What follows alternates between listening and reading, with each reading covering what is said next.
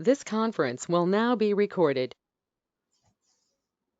चरक संहिता चिकित्सा स्थान अध्याय 11 श्लोक क्रमांक 15 उरो मत्वा क्षतं लाक्षाम पयसा मधुसंयुता सद्य एव पिबेत जीर्णे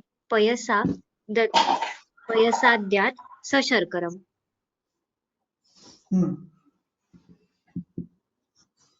हम अपने निश्चित कार्यक्रम के अनुसार प्रति व्याख्यान के पूर्व शमन स्नेह के ग्रंथोक्त संदर्भों को देख रहे हैं।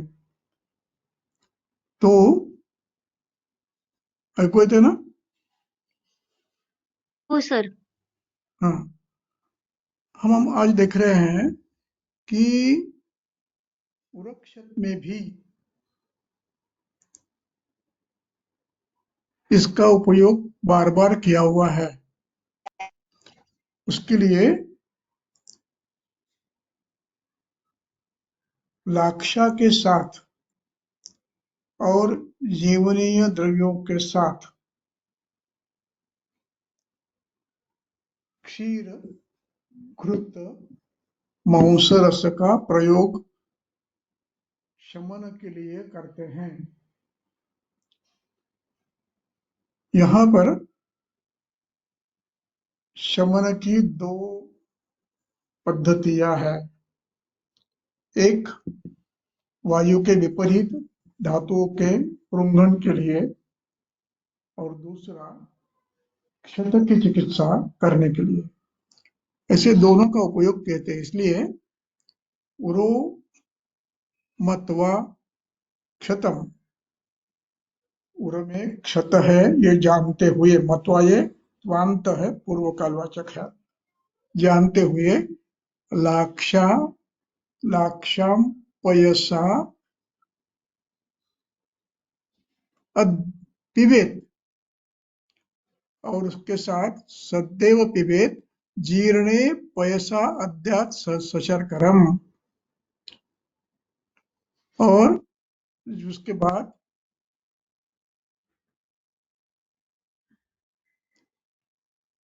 सदैव पिबेत, और वो जीर्ण होने के बाद फिर आप भोजन कर सकते हो। पयसा अद्यात् सशर्करम, दूध के साथ फिर भोजन भी करना है। उसी प्रकार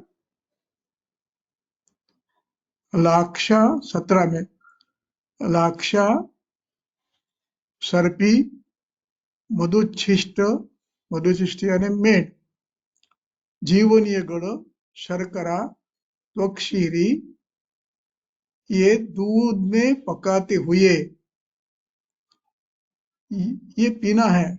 इसके लिए मर्यादा यह है कि अग्निदीप्त होना चाहिए। उसी प्रकार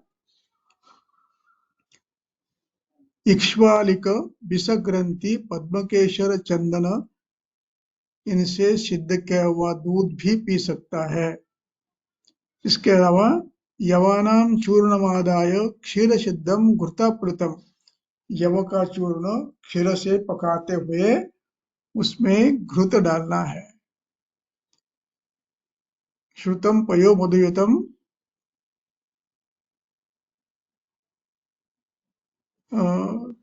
लाक्षा चंदन ही पिबेत क्षति यवानाम चूर्णम आदाय सिद्धम घृतप्लुतम क्षीरम पिबेत। ऐसे अनेक कल्पाएं हैं। अभिप्राय यह है कि इस प्रकार विविध अवस्थाओं में शमन स्नेह का प्रयोग ग्रंथकार करते हैं। मुझे लगता है इतना उदाहरण काफी है। हर ज्यादा विस्तार उस अध्याय में करेंगे, लेकिन शमन की प्रक्रिया, शमन स्नेह का प्रयोग विचारणा के रूप में ग्रंथकार प्रायः सर्वत्र करते हैं। इस बात को हमें समझना है। तो हम चलेंगे अपने मूल अध्याय पर। अपना मूल अध्याय है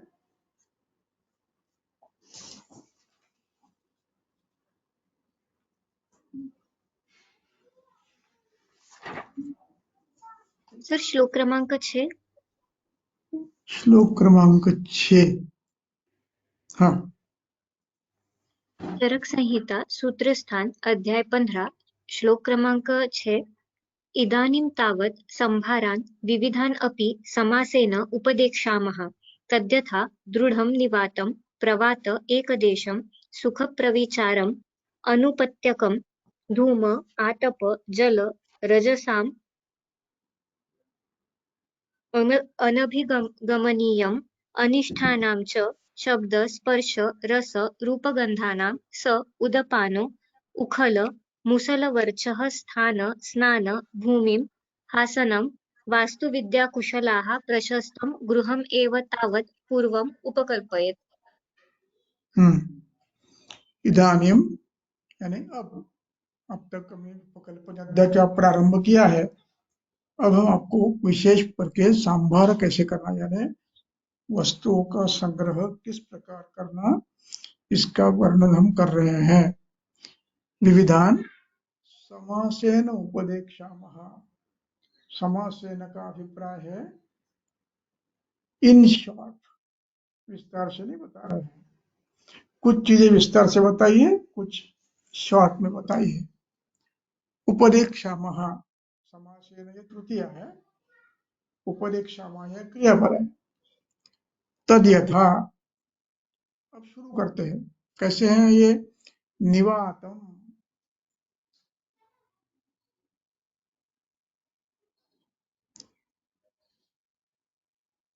दृढ़म निवातम प्रवात एक देशम सुख विचारम अनुपत्यकम। अब इन शब्दों के अर्थ देखेंगे। ये क्या है, क्या बना रहे हैं? तो उसके लिए अंतिम 4 शब्द पढ़ेंगे हम। वास्तु विद्या कुशलः प्रशस्तम गृहम एतत् तावम उपकल्पये। वास्तु विशारद की सहायता से इस प्रकार का गृह बनाना है। अब ये गृह किस जगह पर हो, कैसा हो, उसका वर्णन ऊपर कर रहे हैं। इस गृह में 2 अलग अलग भाग हैं। एक भाग व्यवस्थापन का है और एक भाग क्रियाकल्प का है। अब यहाँ वर्णन कर रहे हैं ये गृह कैसे हो। निवातम प्रवात एक देशम। अब निवातम का अर्थ है यहाँ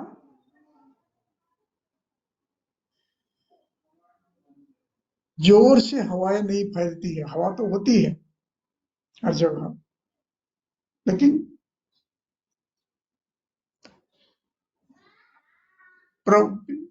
जिसको बार बार घर के चीजें उड़ जाए, ऐसा झोंक नहीं आना चाहिए।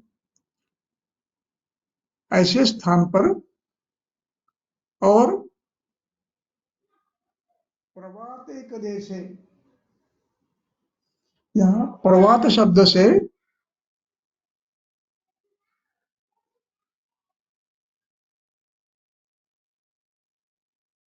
जिसमें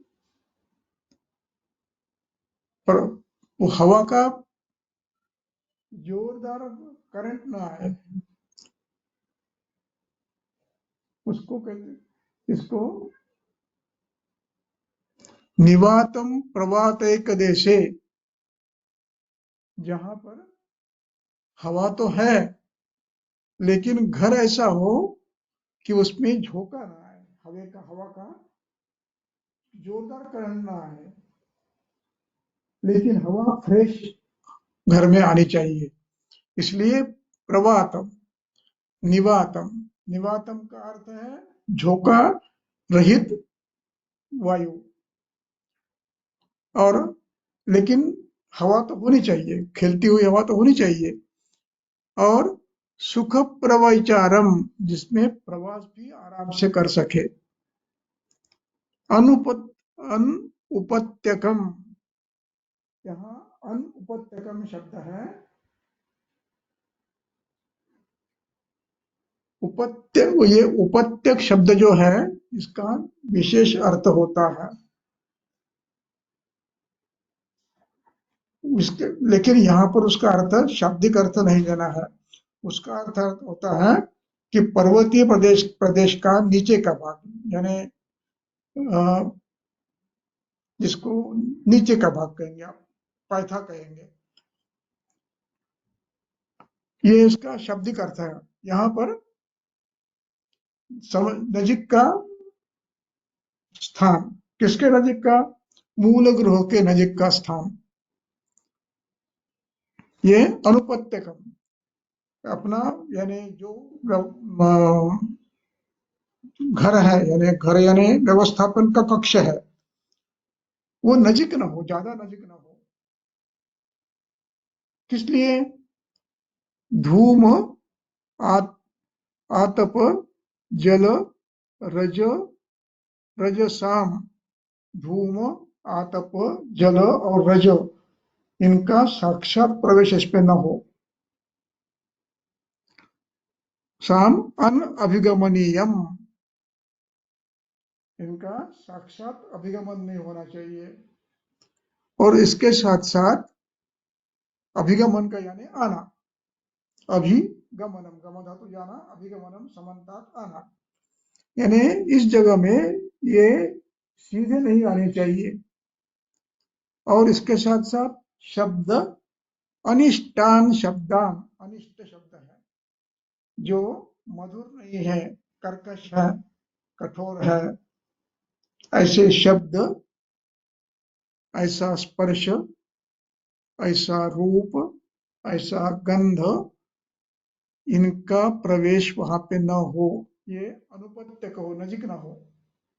और अनुपत्यक यानी समीप ना हो, ये चीजें इसके समीप ना हो।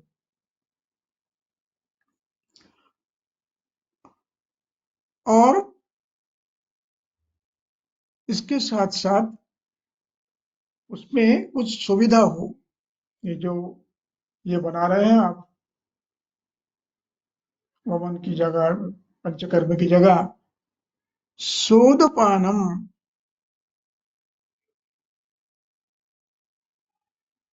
सोदपानम का अर्थ है जहाँ का जलीय संचय है, पानी समीप है, कुआ है। उदपानम, स उदपानम, स उदुखलम, उस गृह में उदुखल भी है, मुसल भी है, वर्चस्थान भी है, स्थान भूमि भी है, और महानस यानी जहां खाना बनाया जाता है, महानस, जहां पाक गृह कहते हैं उसको, ऐसा मकान वास्तु विद्या कुशल के द्वारा बनाया जाए कि जिसमें ये सभी सुविधाएं हो, जो उसमें निवात हो, लेकिन फैलती हुई हवा, फ्रेश एयर वहां पर हो, ऐसा।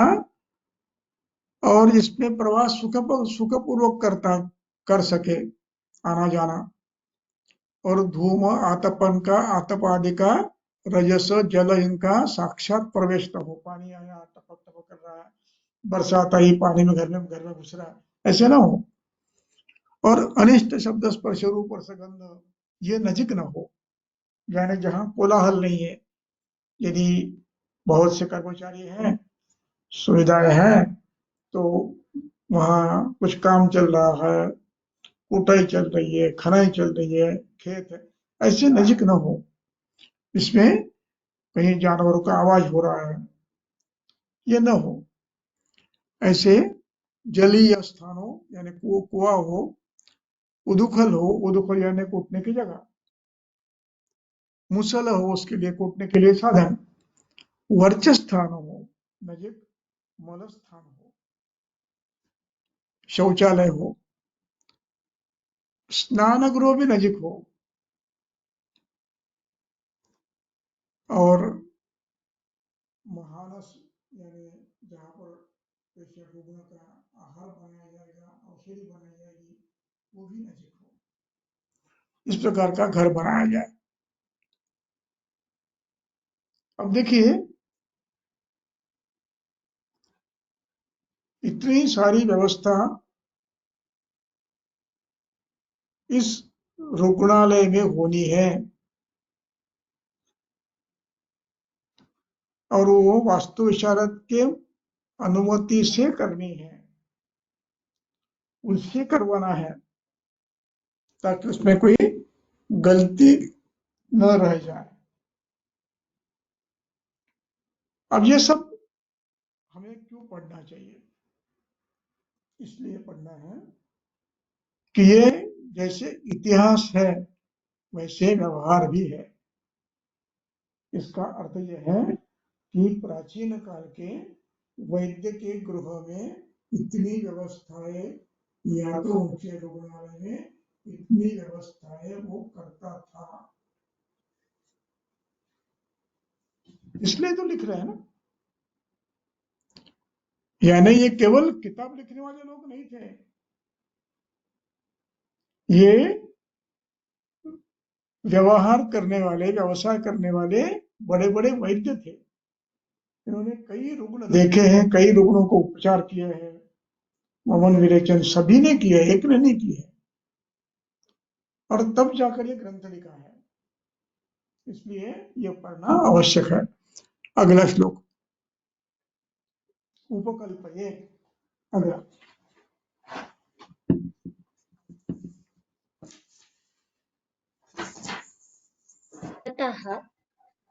ततः शील, शौच, आचार, अनुराग, दाक्ष्य, प्रादक्षिण्यो उपपन्नान् उपचारकुशलान् सर्वकर्मसु पर्यवदातान् सूप,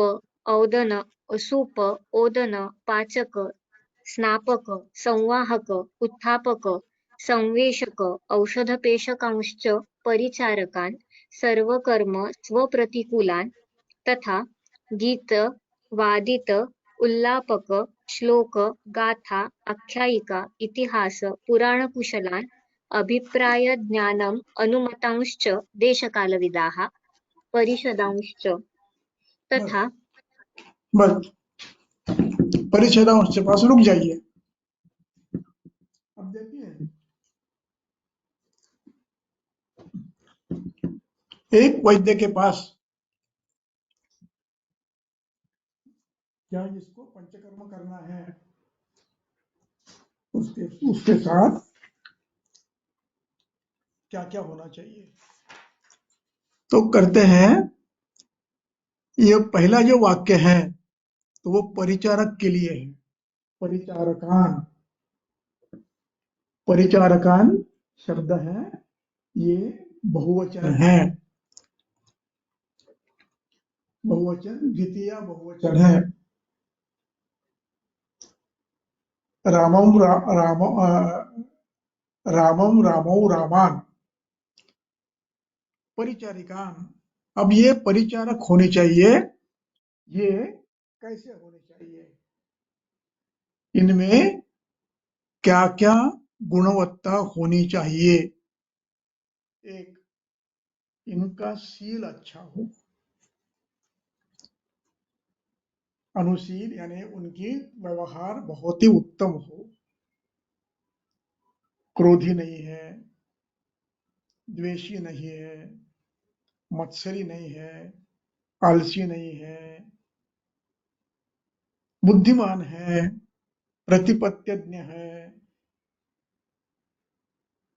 दिया हुआ काम मन से करेंगे, ऐसा शील है उनका। शील यानी आचार। तो शील वैसे ही अंतर मन से, अंतरेंद्रिय से, बाह्येंद्रिय से भी पवित्र है। मन कल्याणाभिनिवेशी है,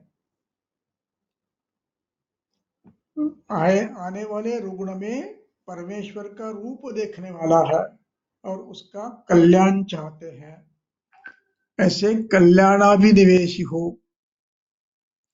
उनका आचार पवित्र हो और अनुराग हो, यानी जिस रुग्ण की सेवा उन्हें करनी है उसके प्रति उसको मन में कल्याण की इच्छा और प्रीति हो, आसक्ति हो। आसक्ति का अर्थ यहाँ भिन्न है, यहाँ अनुराग यानी प्रेम हो, प्यार से अपना ही कोई आदमी है, पर व्यक्ति नहीं है, मेरा ही कोई है, इस प्रकार समझकर करने। दाक्ष और दूसरा शब्द है प्रदक्षिण्य। परिचारक के गुणों में दक्ष शब्द आया है। यहाँ पर परिचारक भी स्वयं दक्ष होना चाहिए हर चीज में, हर कर्म में। क्यों? हम चिकित्सक के रूप में वहां उपस्थित रहते हैं, फिर भी हमारे विषय अनेक होते हैं। व्यवस्थापन में कहीं ध्यान देना पड़ता है। एक काम आपने चालू किया तब तक मैं दूसरा काम करता हूं। ये तो संभव नहीं है कि आप जब तक स्वेद दे रहे हैं या अध्ययन करें तब तक मैं वहां बैठा रहूं। मैं तब तक औषधि की योजना, क्वाथ, यूष आदि में भी मुझे ध्यान देना है अथवा अन्य काम भी करना है। इसलिए और हो सकता है उस समय सब रुग्णों की संख्या अधिक हो, इसलिए उनको भी देखना पड़ता है। इसलिए जिसको जो काम सौंपा है वो दक्ष होना चाहिए। दक्ष से अभिप्राय क्या है मैं आपको बताता हूं, अनुभव से बता रहा हूं। मैं नांदेड़ में था, गांव शासकीय रुग्णालय में, और पंचकर्मा का प्रमुख था, और मेरा वार्ड में था चिकित्सा का लेक्चरर था। और मैंने एक स्त्री रुग्णा, सभी संधियों में गौरव, शूल और शोध, इसके लिए मैंने गिनते वसंत ऋतु के मैंने श्वेत के लिए लिखा, मृदु श्वेत, सर्वांग श्वेत मृदु। वहां तो परिचारक रहते ही है और मैं अपने ऊपर ही संभाल रहा था, बाकी काम कर रहा था। और यहाँ जो कर्मचारी थी महिला, उसने क्या किया, उसको पेटी में डाल दिया और कुछ काम के लिए बाहर निकल गई। और बाहर निकल गई तो आधा घंटा वापस आई नहीं। अब मुझे आदत है कि मैं मॉनिटरिंग करता रहता हूँ, हर 5-10 मिनट को मैं जाते रहता हूँ, 5-10 मिनट को जाते रहता हूँ। मैं 10 मिनट के बाद वहां गया, वहां कोई नहीं, परिचारक एक भी नहीं। अभी मैंने रुग्णों को पूछकर फिर अगली अवस्था मैंने की।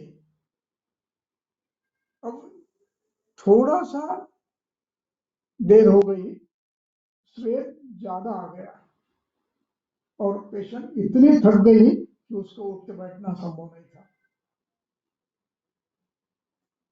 यदि परिचारक दक्ष होता तो यह अवस्था नहीं आती, क्योंकि उनको समझाया रहता कब मन करना है, पेशेंट से पूछना है पसीना आया क्या, कितना आया, कैसे लग रहा है, पल्स कितनी है, बीपी कितना है, पसीना कहाँ पर आया है, पूछ के रहना है।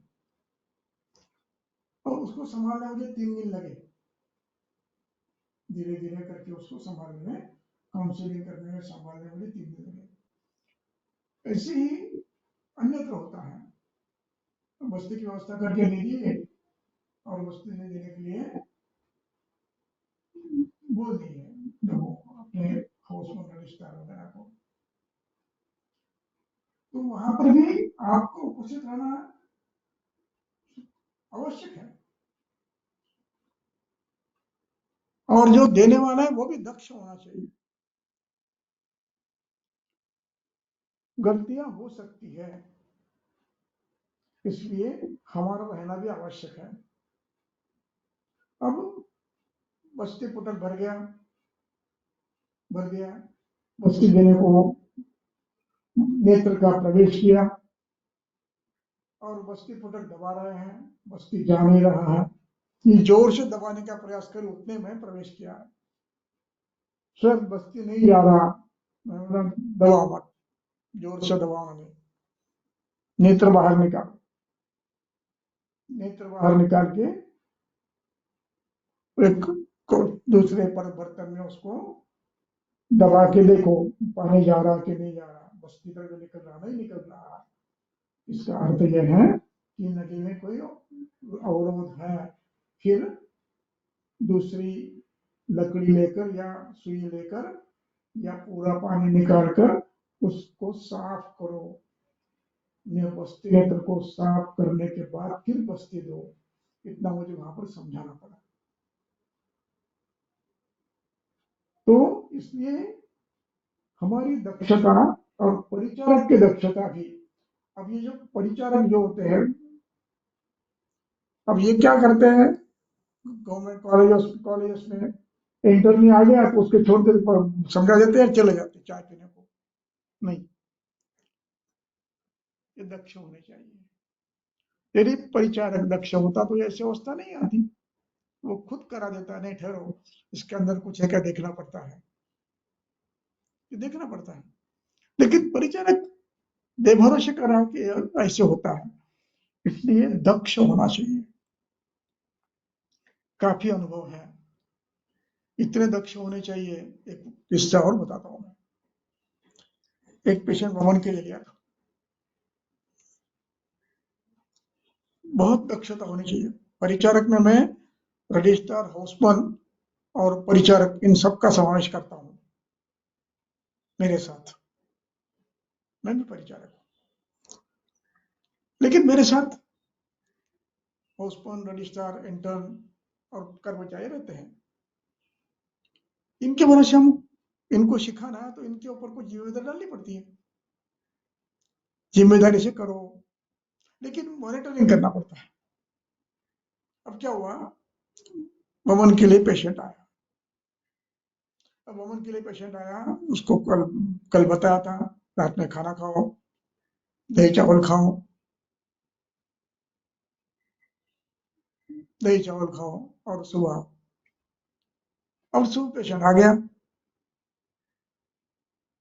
और आने के बाद मैं आने के पूर्व अभ्यंग करके श्वेत के लिए पेटी में डाल दी। अब वहां पर लेक्चरर उपस्थित है, रजिस्ट्रार उपस्थित है, हाउसमैन उपस्थित है, लेकिन दक्षता का कुछ अंश कम रह गया था। उन्होंने उसको ये नहीं पूछा कि रात में खाना खाया कि नहीं, दही चावल खाया कि नहीं, कितना खाया, अजीर्ण तो नहीं हुआ है, ये पूछा ही नहीं। अभ्यंग किया और उसमें डाल दिया, श्वेत दिया और जैसे श्वेत बंद करके उसको बाहर निकाला, वो चक्कर आके गिर गई। दौड़ते दौड़ते मेरे पास आ गए, क्या हुआ, मेरे वो गिर गई चक्कर आके। मैं भी दौड़ते दौड़ते गया और मैंने उसको पहला प्रश्न पूछा, रात में कुछ खाया था, आपको कुछ कहा था? तो हाँ, मैंने दही भात खाने के लिए कहा था ने, लेकिन मैंने रात में कुछ नहीं खाया। हो गई गड़बड़, और भूखे पेट व्यक्ति को श्वेत दे दिया। आने वाला ये चक्कर आने वाला ही। इसलिए परिचारक, चिकित्सक सभी दक्ष होने चाहिए। ऐसे बहुत किस्से हैं, समय नहीं है इसलिए आगे जाता हूं। दक्ष होना चाहिए। प्रादक्षिण्य, प्रादक्षिण्य से अर्थ है कि जो व्यक्ति आपने परिचारक रूप में चयन किया है उसकी मानसिकता सेवा भाव की हो।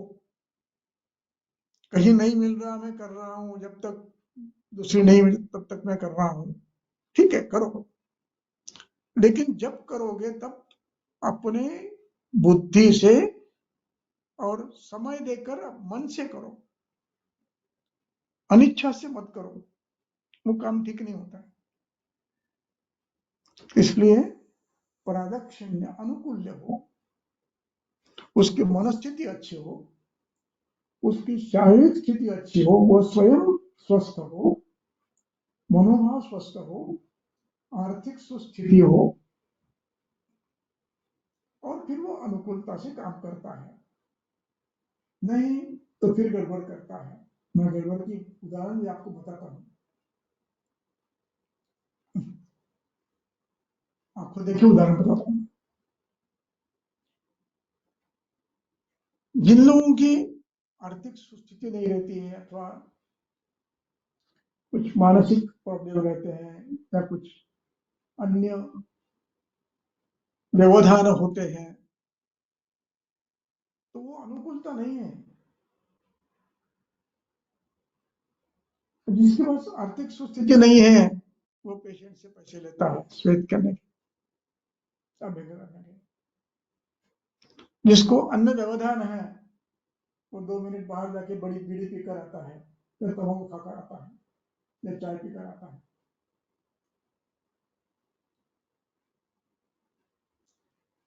ऐसे जिसकी स्वास्थ्य अच्छा नहीं है वो उसको पेटी में डालकर कहीं जाकर बैठ जाता है, पेट में दर्द हो रहा, सिर में दर्द हो रहा, नहीं ये नहीं चलेगा। मानसिक शारीरिक बौद्धिक अनुकूल्य हो, आर्थिक अनुकूल्य भी हो। उपपन्न यानी युक्त हो। उपपन्न शब्द पत धातु है, उसका ये पास्ट पार्टिसिपल है, समीप है, समाविष्ट है, युक्त है, इस अर्थ में उपपन्न है। तो उपचार कुशलाम, और इतना ही नहीं तो इनको जो काम करना है इस पे ये कुशल होने चाहिए। ये कुशलता बार बार कर्म करने से, सीखने से, बुद्धि का प्रयोग करने से आती है। हमारे एक कर्मचारी थे, नारायण नाम का, अच्छा था बहुत प्यारा था। उसने मुझे पवन की कई चीजें सिखाई। मैं छोटा था बहुत, मैं 21-22 साल का या 23 साल का हो, और वो एक नारायण नाम के 2 कर्मचारी के साथ मुझे सहवास मिला। एक नारायणन था, एक नारायण था। जब हाउसमैन था तब नारायणन था, और जब लेक्चरर था तब नारायण था। इन दोनों ने मुझे पंचकर्म पढ़ाया है, वमन कैसे देना, बस्ती कैसे देना। इतने कुशल थे कि मैं घबरा जाता था। वो कहते थे सर कुछ मत करो, ठहरो। एक बार क्या हुआ, उल्टी हो गई पेशेंट को, और मैं नया नया था, साफ सुथरा रहने की आदत थी, और मैंने कहा जो बाउल में जो भवन का जो पड़ा है उसको दूसरे बर्तन में गिन के डाल दो। तो ये नारायण क्या कहता है कि सर कुछ देर तक रहो, ये विभत्स दिखता है, इससे उल्टी अच्छी होती है, ये देख कर ही उल्टी आती है। फिर एक बार कितना सूक्ष्म विचार है कि जो विभत्सता, वो गंध, वो स्वरूप, वो देखकर उल्टी उबा से आते हैं, मछली होती है। ऐसे बहुत किस्से हैं कि ये उपचार कुशल हो तो वो आपको सिखाते हैं, और अच्छे से केवल सिखाते नहीं तो अच्छी तरह से काम भी करते हैं, बिना गलती किए करते हैं। और जो कुशल नहीं होते हैं वो गलतियां कैसी करते हैं। एक पेशेंट आया था जिसको गुदा भाग के बाहर एक छोटी सी हेमोरेड था, पीठिका थी, बाह्यांश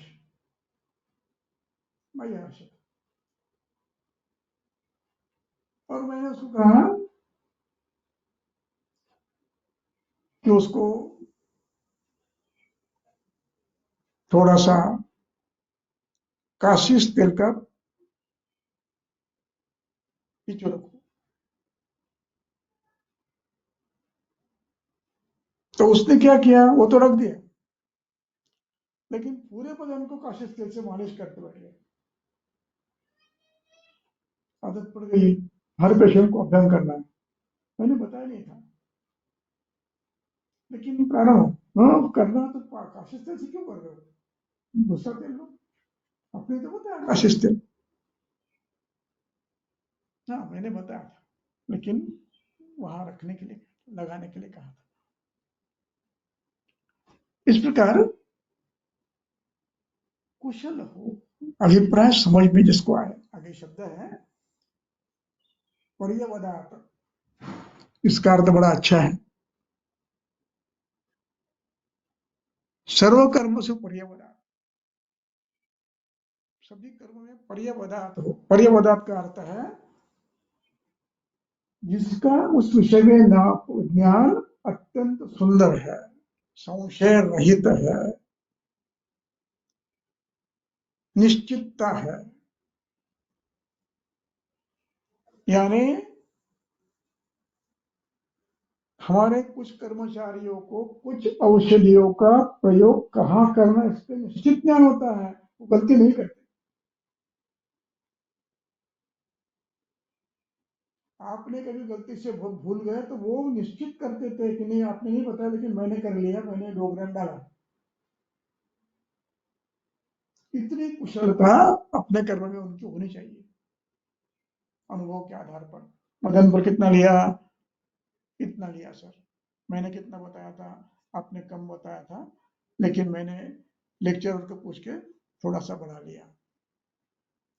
यानी अपनी बुद्धि लगाकर, मार्ग निकालकर, प्रयोग वो भी अधिकारियों के साथ बात करके, अपने मन से नहीं किया। एक दूसरे लेक्चरर थे, वो भी काफी होशियार थे, तो मैं नहीं था, तो उसको लगा कि ये बहुत कम बता रहा है सर ने, हो सकता मैंने कम बताया होगा परिस्थितिवश, लेकिन उसके मन में शंका है कि इससे काम नहीं होगा। तो उसने फिर दूसरे लेक्चर को पूछ लिया कि सर ने तो इतना इतना कहा है, लेकिन मुझे लगता है ये कम पड़ेगा, क्या करना। तो उसने अपने विचार से, अनुभव के आधार पर मात्रा उसकी बढ़ाई। यानी अधिकृत रूप से करना है, पूछ कर करना है, इसकी भी अकल होनी चाहिए, अपने मन से नहीं करना है। यानी पर्यवदात का अर्थ है अपने काम के बारीक बारीक चीजों का उसको ज्ञान हो। कभी कभी बड़े बड़े लोग भी गलती करते थे, लेकिन छोटे लोग समझते सर गलत हो गया, संभालते हैं। इसलिए पर्यवदात कुछ होने चाहिए।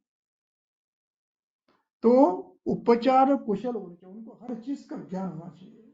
श्वेत कहाँ रोकना है, रक्तमोक्षण कब रोकना है, धूम्रपान कितना करना है, अभ्यंग कितना करना है, पूरी कल्पनाएं स्वच्छ उनमें मन में है। आपका मॉनिटरिंग चाहिए, लेकिन पूरी कल्पना, और किस व्यक्ति को क्या योग्य है इसका भी विचार उनके मन में होना चाहिए। यदि आप गलती करते हैं तो वो आपको याद दिलाते सर ये ज्यादा हो रहा है, कम हो रहा है, आप निर्णय लो, लेकिन वो कहते हैं। इसलिए ये उपचार कुशल होने चाहिए। जो नए नए हम लोग कहते हैं लेक्चर बनते नए नए, ये पुराने लोग बहुत काम करते हैं, बहुत सिखाते हैं, क्योंकि ये कुशल हुए हैं। हमारे एक और मित्र थे, बहुत कुशल थे, स्टीलिंग कैसे करना है तो उन्होंने हमको सिखाया। तो इतनी कुशलता उनमें होती है तो उसका लाभ लेना चाहिए, संकोच बिना संकोच के लाभ लेना चाहिए। तो ये कर्म कुशल होते हैं। तो कभी कभी ये अपनी कुशलता का प्रयोग भी करते हैं। गलतियां नहीं करते, कुशलता का प्रयोग करते इसका मतलब गलतियां नहीं करते।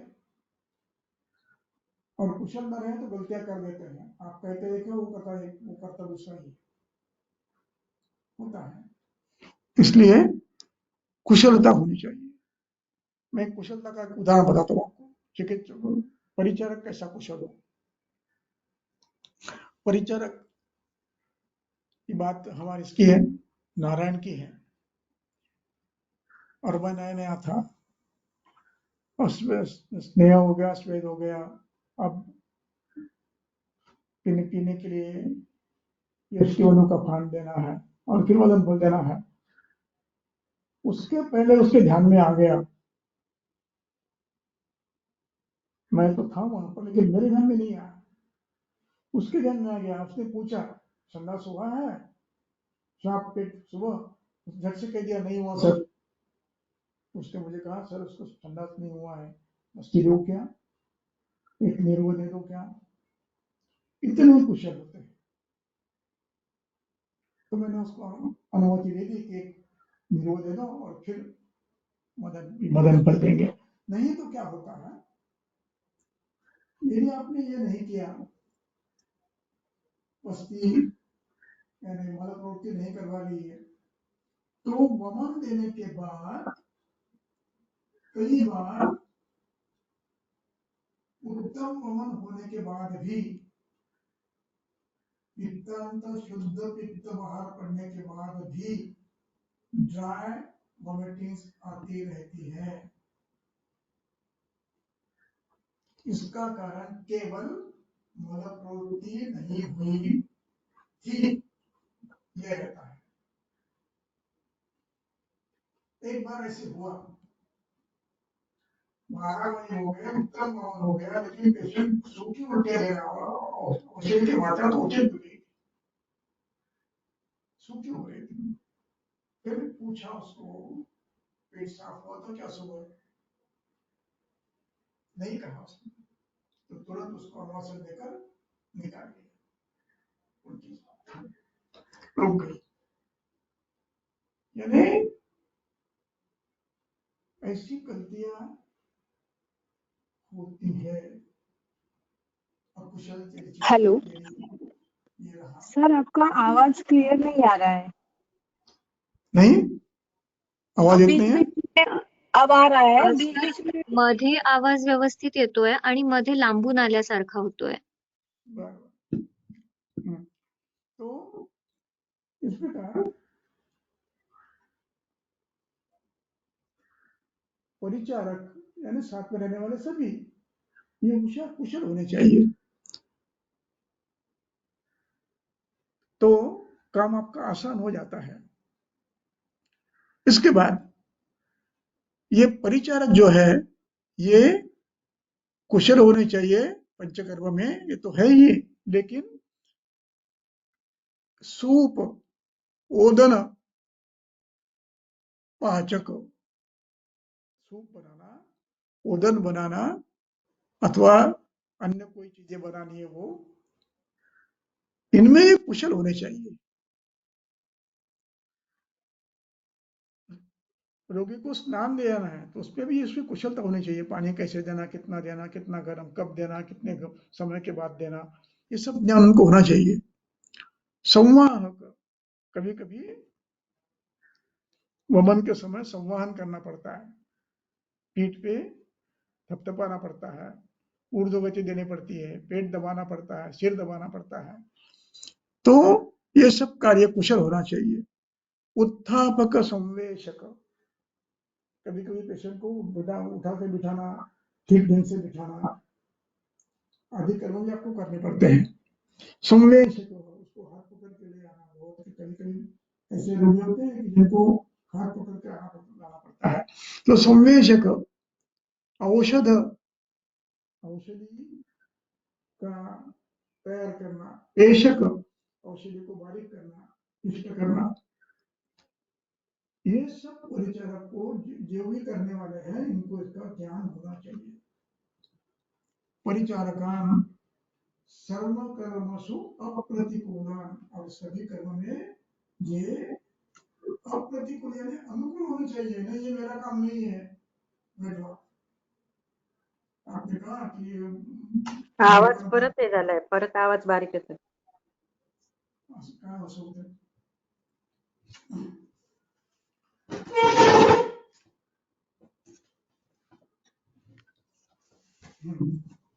आज मी हे घेतलंय, बरोबर आहे, आज लॅपटॉप घेतलाय. हाँ तो इसमें प्रतिकूल न हो, यानी हर काम परिस्थिति अनुसार करने की क्षमता उसकी हो। ये मेरा काम नहीं है, नहीं ऐसे नहीं चलेगा। इसलिए जो कर्मचारी, अब प्रश्न ये आया है कि इतने कर्म करने वाले परिचारक बहुत हो या एक हो, परिस्थिति के अनुसार है। यदि आपका पूरा संच यानी व्यवस्था 1-2 पेशेंट की है तो एक आदमी सब कर सकता है, और 4, 5, 10, 12 पेशेंट का है तो इसके लिए आपको हर व्यक्ति के लिए अलग अलग कार्ड के लिए 2-3 लोग तो लगेंगे। यानी उन्होंने व्यवस्था कर दी, इतना होना चाहिए आपको, इतना चाहिए। कैसे करना ये आपका निर्भर है। इसके बाद की जो पंक्ति है वो बड़ी आश्चर्यकारक है। अब वो कहते हैं आगे, गीत वादित्र उल्लापक श्लोक गाथा आख्यायिका इतिहास पुराण, इन सबको जानने वाले लोग आपके पास होने चाहिए। परिषदांश शब्द है, उसमें परिषदम का अर्थ है इसके ऑथेंटिक मेंबर होने चाहिए। ये जानने वाले व्यक्ति, ये मान्यता प्राप्त होने चाहिए। क्या क्या होना चाहिए? उसको गाना आना चाहिए, गाना कुशल, उसको वादित्र कुशल होना चाहिए, सतार बजा रहा है, पियानो बजा रहा है, बांसुरी बजा रहा है, पेटी बजा रहा है, ये सब उसको आना, कोई ना कोई चीज उसको आनी चाहिए। उल्लापक, आपको जब आवश्यक हो तो स्तोत्र पठन करने हैं, भवन के पूर्व करना है, मंगल का गान करना है, बाद में करना है, स्वस्ति वाचन करना है, तो वो भी आने चाहिए, वो भी होने चाहिए। श्लोक, कुछ अच्छे अच्छे श्लोक जो मन पसंद, आह्लाद देने वाले हो, भावना पसंद करने वाले हो, ऐसे गीत गान करने वाले, श्लोक गान करने वाले लोग होने चाहिए। गाथा यानी कुछ कथाएं भी उनको आनी चाहिए। क्यों आनी चाहिए? आगे बताता हूँ। ऐसे लोग होने चाहिए। आख्यायिका हो, पुरानी कहानियां हो, कोई सुनी हुई, कही हुई, तो उनका भी ज्ञान होना चाहिए। इतिहास का ज्ञान होना चाहिए, बताता हूँ बाद में कैसे होना चाहिए। पुराणों का ज्ञान होना चाहिए,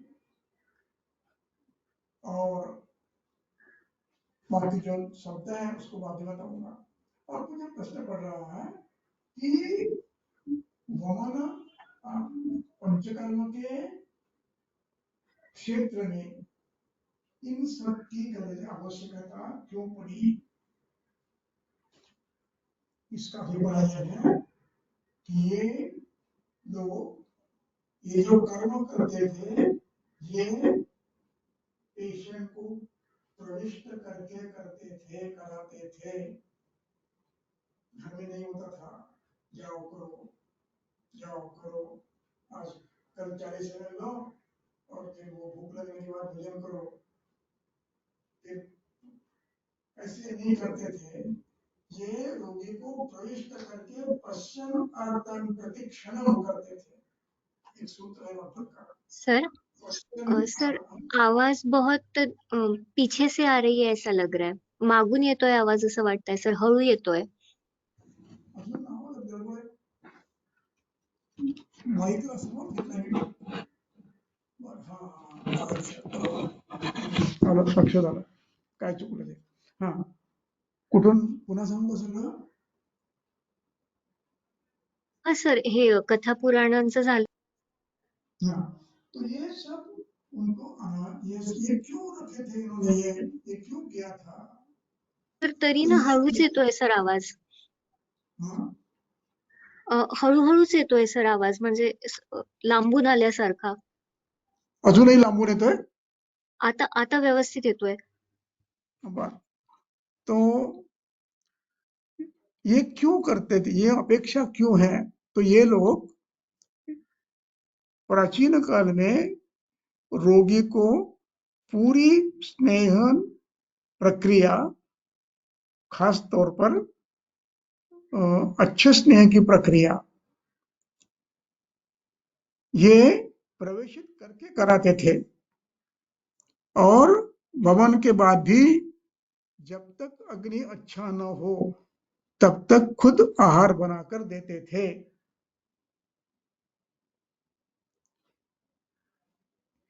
अब रोगी को इतना दिन वहां पर रखना, तो दिन भर वो सोए रहेगा, कुछ नहीं करोगे तो सोते रहेगा. इसलिए गीत गायन, वाद्य वादन, कथा कथन, गायन, श्लोक, पुराण, इतिहास,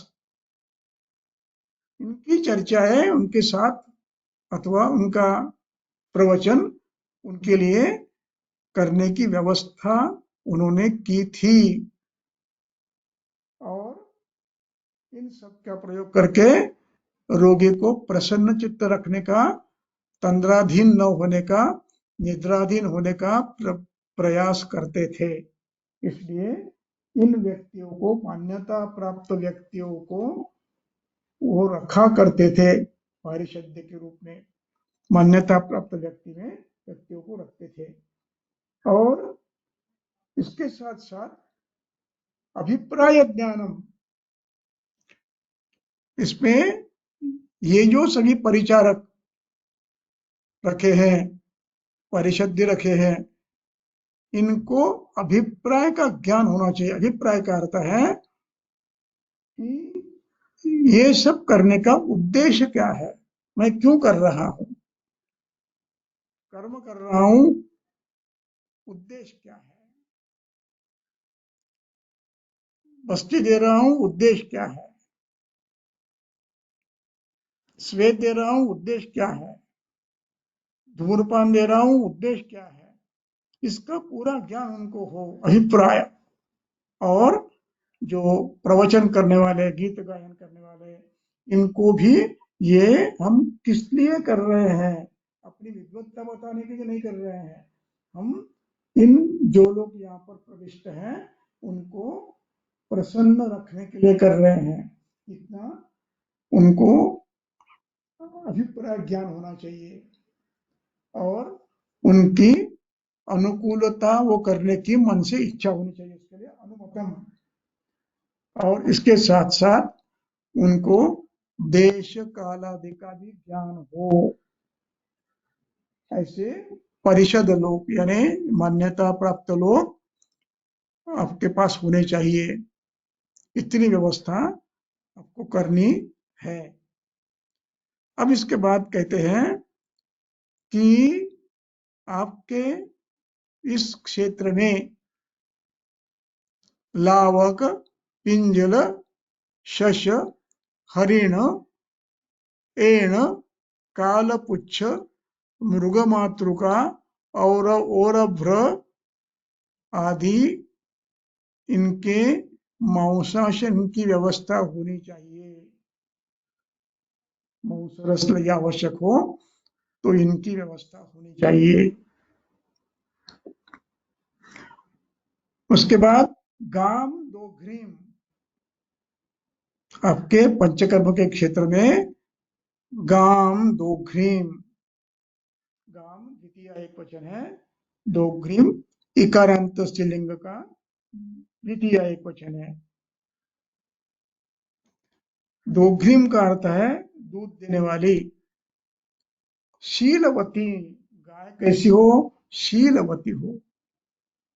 शीलवती यानी मारने वाली न हो, सींग देने वाली न हो, दूध प्यार से देने वाली हो, शीलवती, अनातुराम, ये खुद बीमार न हो, और ये जीवित वत्स होनी चाहिए, उसका बछड़ा जिंदा है, ऐसा होना चाहिए। और इतना ही नहीं, तो उसके रहने की व्यवस्था उत्तम होनी चाहिए, सुप्रतिविहित, हित यानी धारण करने वाला, प्रतिविहित व्यवस्था की उत्तम की है। कैसी? तृण, घास है, खाने के लिए व्यवस्था है, रहने की व्यवस्था है, कोष्ठ है, और पानी की व्यवस्था है। ऐसा कोष्ठ बनाया हुआ है, उसमें रहती है। इतनी व्यवस्था आपको पहले करनी है, और इसके बाद फिर पवन पर प्रक्रिया के लिए जो साहित्य लगते हैं प्रत्यक्ष क्रिया के लिए, उसका वर्णन अगले व्याख्यान में करेंगे। आज यही रुकते हैं। बोला काही प्रश्न आहेत का? तर सध्या तर काही प्रश्न नाही आहेत. चला.